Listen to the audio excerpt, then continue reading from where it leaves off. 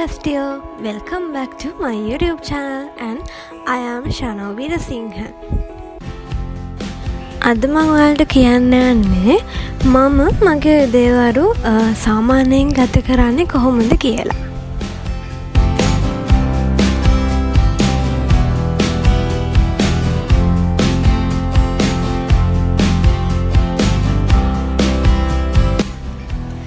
වතුරකකින් තමයි මම මගේ දවස ඉස්සල්ලාම පටන් ගන්නේ. මේ ඉන්නේ අපිට අලුතෙන්ම හම්බුණ චූටි පැටියා. හොඳට අක් කරලා දීලා. අර නෑනේ.